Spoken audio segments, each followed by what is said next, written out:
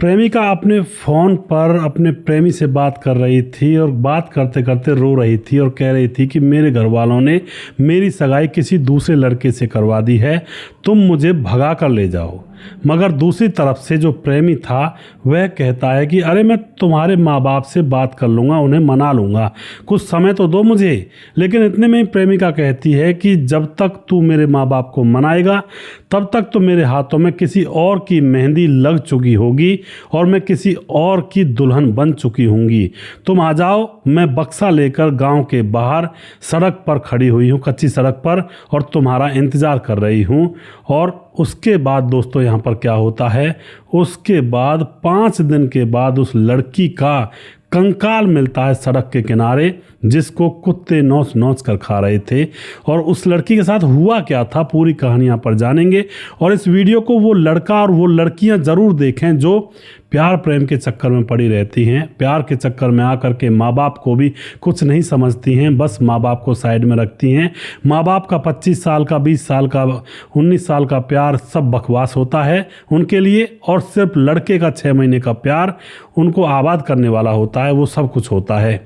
ऐसी बेवकूफ़ लड़कियों को यह वीडियो ज़रूर सुननी चाहिए जो ऐसा कुकृत्य कर रही हैं, माँ बाप के प्यार को ठुकरा करके साल 6 महीने के प्यार के चक्कर में पड़ी हुई हैं।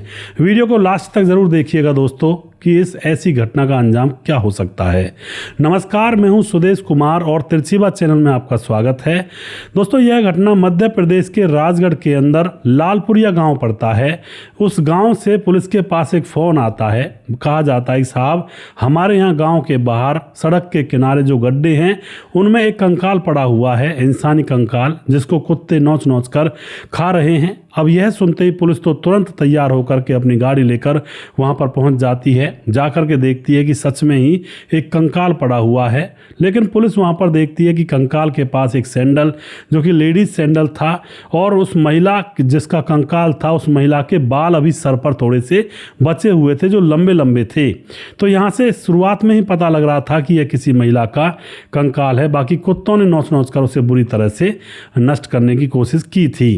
अब जो पुलिस होती है वह छानबीन में जुट जाती है। भाई, पुलिस का तो काम होता है कि आखिर क्या मामला था, क्या है। अब यह जो खबर होती है कई गांवों में फैल चुकी थी। कंकाल का फोटो पुलिस किसको क्या दिखाए, क्योंकि उसमें तो कोई शकल सूरत बची ही नहीं है, बस उसके बाल थे और उसकी सैंडल था, और जो कपड़े बचे हुए थे कुत्तों से वो पुलिस ने संभाल कर रख लिए। लड़की की लाश को पोस्टमार्टम के लिए भेज दिया जाता है, जो भी कुछ बचा था उसमें। और उसके बाद यह खबर लालपुरिया गाँव के आस पड़ोस के 2-4 गाँव में भी फैल जाती है कि एक कंकाल मिला है किसी लड़की का। अब क्या होता है दोस्तों, यहाँ पर जैसे ये खबर पहुँचती है तो एक माँ बाप पुलिस थाने में आते हैं। माँ बाप पुलिस थाने में आकर कहते हैं, साहब वो जो लड़की का कंकाल मिला है, हमें लगता है कि वो हमारी बेटी का तो नहीं है कहीं। अब जो पुलिस होती है वह पूछती है कि क्यों, तुम्हें ऐसा क्यों लगता है। माँ बाप कहते हैं हम सब कुछ बताएंगे जी, पहले हमें वो कपड़े वगैरह और उसका जो सैंडल है वो दिखा दीजिए। तो पुलिस उन कपड़ों को और सैंडल को माँ बाप को दिखा देते हैं तो वह माँ बाप दोनों रोने लगते हैं। पिता का नाम हजारीलाल और माँ का नाम कालाबाई था। वह थाने पहुँचे थे।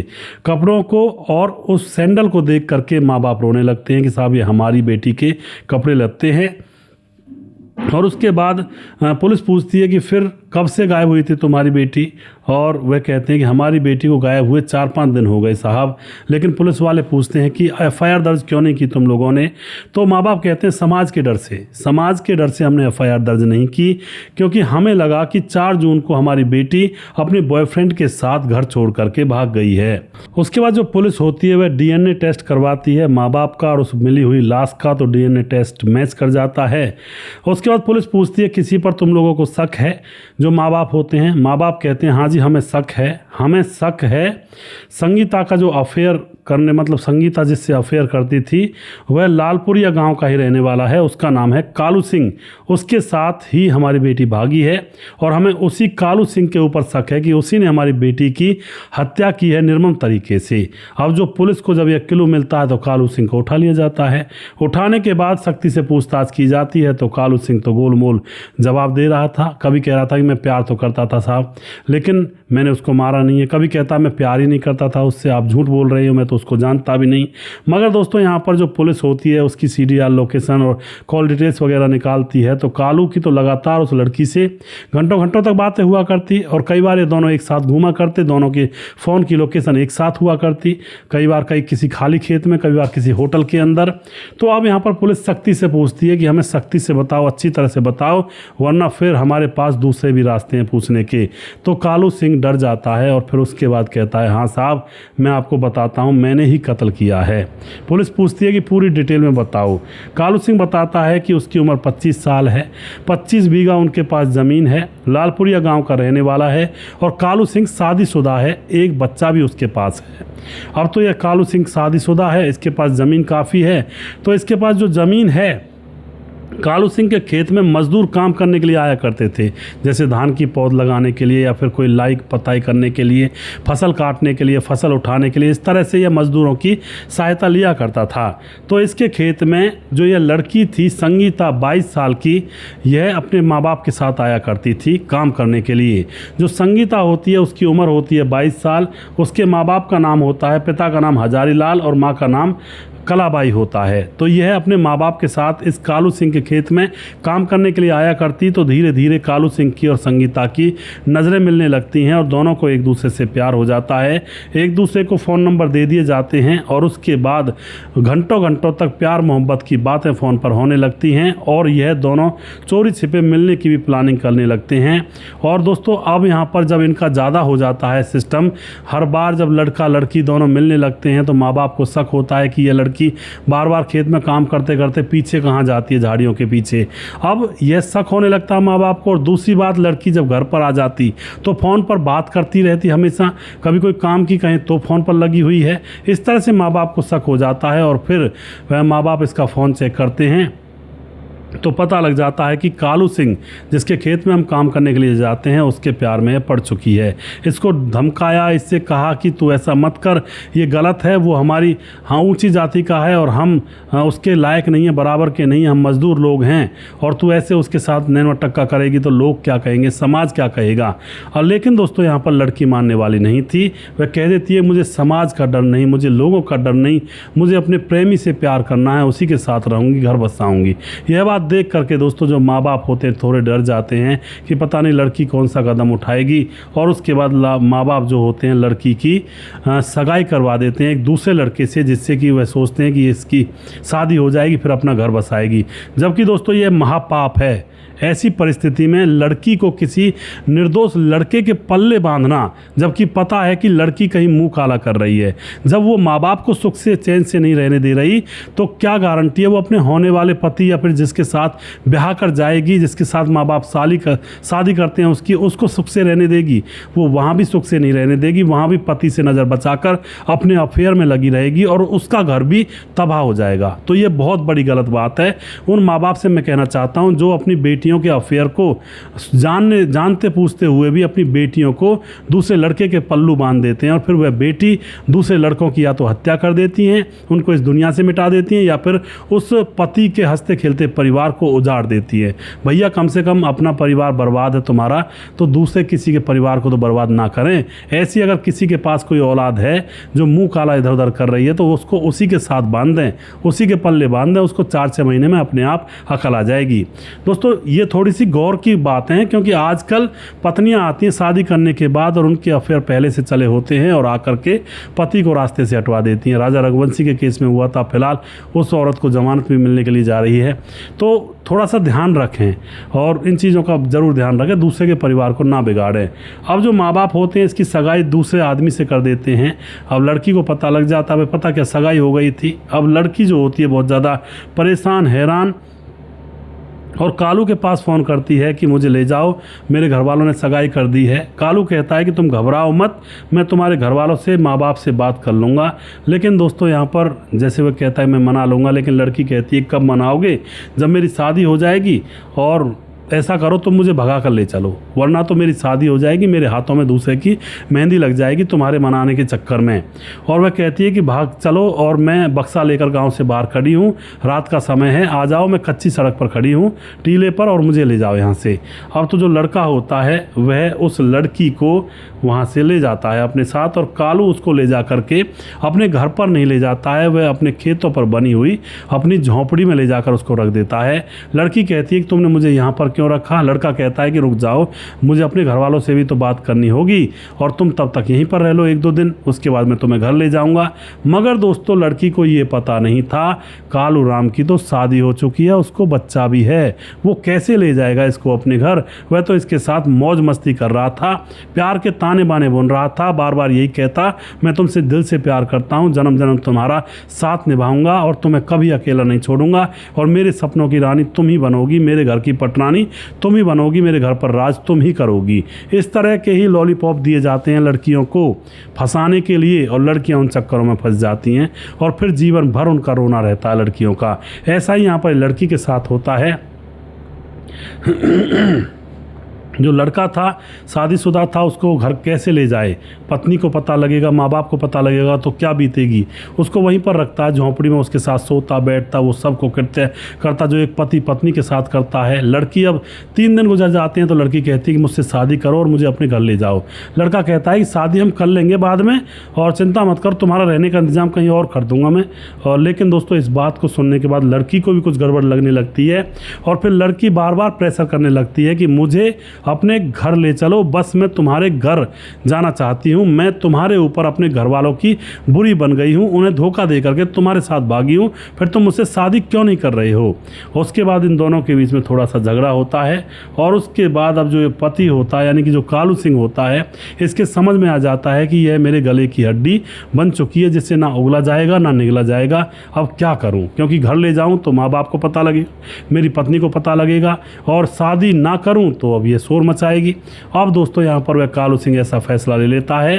3 दिन इनको उस झोंपड़ी में हो गए थे, और अब चौथे दिन कालू सिंह रात के समय में जब इन दोनों का झगड़ा हो रहा था, लड़की लगातार संगीता कह रही थी कि मेरे साथ शादी करो और मुझे अपने घर ले चलो, तभी दोस्तों यह रस्सी से उस संगीता की गले को घोट करके हत्या कर देता है। हत्या करने के बाद तकरीबन 1 घंटे तक बैठता है, विचार करता है अब क्या करूं। फिर उस लाश को उठा करके कंधे पर रात के समय धीरे धीरे सड़क के किनारे दूर ले जाता है, और जितना उससे हो सकता है उतनी दूर ले जा करके सड़क के किनारे गड्ढे में लाश को डाल करके और अपने घर चला जाता है। और उसको लगता है किसी को कुछ पता नहीं चलेगा, क्योंकि उसने उस लाश को ऐसी जगह पर डाला था दोस्तों जहाँ पर गाँव के बाहर एक हड़वार होती है। हड़वार आप समझाऊँ कैसे समझें? जैसे गाँव के पशु मर जाते हैं तो उनको वहाँ पर डाल दिया जाता है, जो जिनके पास पशुओं का ठेका होता है, वाल्मीकि समाज जो होता है वह उनकी खाल उतार करके और उन पशुओं को मतलब खाल वाल उतार लेते हैं, और बाकी बचे उस शरीर को गिद्ध और कुत्ते खा लिया करते हैं। ऐसे उस बाड़े में डाल करके आ गया था कि यहाँ पर रहने वाले कुत्ते मांसाहारी हैं और जल्दी ही इसको निपटा देंगे। और ऐसा ही होता है दोस्तों, रात रात में उस लड़की के बदन को नोच नोच कर उसकी कंकाल निकाल दिया गया था कुत्तों के द्वारा। बस थोड़े से बाल बचे थे और उसके सैंडल और उसके कपड़े बचे थे, लेकिन गाँव वालों को पता लगा तो पुलिस को बुलाया, और फिर यहाँ पर यह मामला इस तरह से खुल जाता है। अब बताइए यहाँ पर लड़की ने कौन सा सही फैसला लिया था? आज के दौर में लड़कियां प्यार कर लेती हैं सोशल मीडिया से, या फिर वैसे मुलाकात हो जाती है, और फिर प्यार के चक्कर में इतनी पागल हो जाती हैं अपने माँ बाप के प्यार को भूल करके, बस उनको रात दिन वो लड़का दिखाई देता है। जबकि लड़का कुछ भी हो सकता है, शादीशुदा भी हो सकता है, वह हो सकता है किसी और मकसद से शादी कर रहा हो, या फिर कुछ भी उसका उद्देश्य हो सकता है, या फिर मज़े लेने के लिए सिर्फ टाइम पास कर रहा हो। ऐसे लड़कों के चक्कर में अपने माँ बाप को धोखा ना दें, ज़िंदगियों को बर्बाद ना करें, वरना तो इसी तरह से लाशें मिलती आपने देखी भी हैं, कोई बक्से में मिलती है, कोई सूटकेस में मिलती है। और फिर अगर ऐसी लड़कियों की शादी सफल हो जाती है, दूसरे लोगों से शादी करवा दी जाती है घर वालों के द्वारा, तो फिर उन पतियों की लाशें मिलती हैं, किसी की नीले ड्रम में मिलती है, किसी को पहाड़ से धक्का दे दिया जाता है। तो भैया ऐसे ड्रामे से तो दूर रहें, ऐसी लड़कियों से बिल्कुल दूर रहें जो इन चक्करों में पड़ी हुई हैं। उनसे कह दे भैया जहाँ तेरा राम रखे वहीं पर रह ले, जिससे तू प्यार करती है उसी से शादी कर ले, उसी के साथ घर बसा ले। और वहाँ पर भी उनका घर नहीं बस पाता आता है दोस्तों। पहले पहले तो बड़ा प्यार मीठा लगता है, और जब इन प्रेमी प्रेमिकाओं को एक साथ शादी के बंधन में बांध देते हैं तो ज़्यादातर परसेंटेज में फिर उनको आटे दाल का भाव मालूम पड़ता है, और फिर दोनों आपस में लड़ झगड़ करके साल, 1.5 साल, 2 साल में ही शादी के तलाक के कागज़ लेकर के थाने तहसीलों में घूमने लगते हैं, और फिर इनका कोई हिमायती भी नहीं होता है। जब ऐसे शादी करते हैं, लड़ाई होती है, तो ना घर वाले हिमायत लेते हैं, कह देते हैं तुमने अपनी मर्ज़ी से किया, जो भी भुगता है भुगतना है भुगतो। और अगर शादी घर वालों की मर्ज़ी से होती है, थोड़ी बहुत अनबन भी हो जाती है पति पत्नी में, तो घर वाले सपोर्ट करते हैं भाई ऐसा मत लड़ो, और लड़की वाले भी और लड़के वाले भी। तो अपने ऊपर से आश्रय क्यों खोना, जो माँ बाप की छत्र छाया है उसको क्यों खोना भाई, बहुत बड़ी छत्र छाया होती है। ज़िंदगी में हर उतार चढ़ाव से बचाते हैं माँ बाप, और अच्छा लड़का देखेंगे कभी डुबाएंगे नहीं लड़की को। हर माँ बाप चाहता बेटी अच्छे घर में जाए। तो आप जो भी कुछ कहना चाहते हैं अपनी राय कमेंट बॉक्स में लिख सकते हैं, और लोगों के साथ शेयर कर सकते हैं। दोस्तों ये वीडियोज़ मैं इसीलिए बनाता हूँ कि कुछ थोड़ी बहुत यहाँ पर नॉलेज मिल सके, और जो नए नए लड़का लड़की जिनके अंदर अभी जवानी की कोपलें फूटी हैं, और जिनको सारा संसार सिर्फ धुआं धुआं लगता है और अपना प्यार सच्चा लगता है, ऐसे बेवकूफ़ लोगों को भी इन कहानियों को सुनना चाहिए, क्योंकि ये बहुत ही इंटरेस्टिंग होती हैं और बहुत ही ज्ञानवर्धक होती हैं। आप लोग देखते भी होंगे।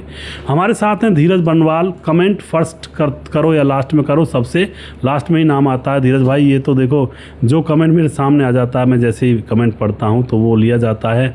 अब ऐसे तो ढूंढा नहीं जाता कि भाई किसने किया था पहले कमेंट, और ये बहुत नाम हो जाते हैं, तो इसके लिए क्षमा करें। और आपका नाम आज तो मैंने पहले ही लिया है, फर्स्ट कमेंट फर्स्ट नाम लिया है।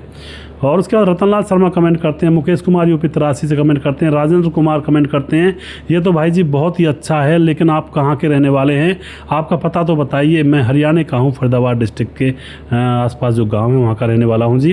राहुल कुमार कमेंट करते हैं, आपकी कहानियाँ बहुत अच्छी लगती है, बहुत बहुत धन्यवाद जी। राम गोसाई कमेंट करते हैं, विमलेश कुमार हैं, ललित कुमार देवांगन, सुजीत कुमार गुरुजी राधे राधे, कैसे हो आप? मैं बहुत अच्छा हूँ जी सुजीत भाई।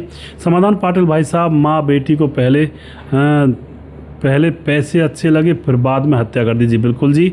और उसके बाद हमारे साथ मनोज श्रीवास्तव जी, उर्मिला ने जो किया बहुत गलत किया, और बालू सिंह को मार के इनमें माँ बाप की भी गलती है, माँ बाप को भी अपने बच्चों को ध्यान देना चाहिए जी, बिल्कुल जी। और गोपालगंज बिहार 28 वार्ड नंबर 23 से हैं मनोज श्रीवास्तव जी। और उसके बाद महेश भाई पटेल हैं, अदनान आदिल कमेंट करते हैं, प्रवीण बघेल शिवपुरी से, रजत सैनी कमेंट करते हैं, प्रवीण बघेल शिवपुरी से कमेंट करते हैं। और उसके बाद सुजीत कुमार कमेंट करते हैं, लगातार हमारे साथ बने रहते हैं, भाई का बहुत बहुत धन्यवाद करता हूँ। मोनू जैन कमेंट करते हैं, राम गोसाई लगातार बने रहते हैं, वनराज नामदेव कोहली लगातार कमेंट करते हैं, नीतीश पासवान बोधगो गिरिडीह झारखंड से कमेंट करते हैं, दयाशंकर सिंह राजपूत ठाकुर यूपी 43 गोंडा से, रामलाल कुशवाहा जिला विदिशा पुरानिया बिहार से, रवि प्रकाश कमेंट करते हैं, शौकत अली दिल्ली से कमेंट करते हैं, कालीचरण उड़ीसा से, फिलहाल गोवा में रहते हैं, प्रवीण चौधरी राजस्थान से, फिलहाल बेंगलुरु में रहते हैं, सैफुल मलिक कमेंट करते हैं, राम थापा नेपाल से कमेंट करते हैं, राम बहादुर सिंह रायगढ़ छत्तीसगढ़ से कमेंट करते हैं, बोलाई दास झारखंड से कमेंट करते हैं, खेमराज गुज्जर चिट्टी जीबी नगर यूपी 16 से कमेंट करते हैं, श्यामलाल चौधरी नौका बीकानेर से कमेंट करते हैं, और पप्पा राम PAPPA राम, पप्पा राम नाम से आईडी है, जो कह रहे हैं कि हमारा नाम आप लेते ही नहीं हो, लगातार हम कमेंट करते रहते हैं, तो आपका नाम भी मैंने लिया है पप्पा राम जी।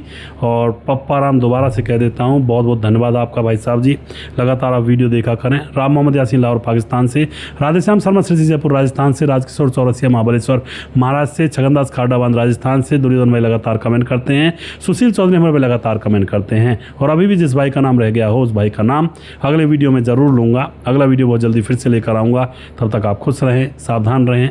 जय हिंद, जय भारत।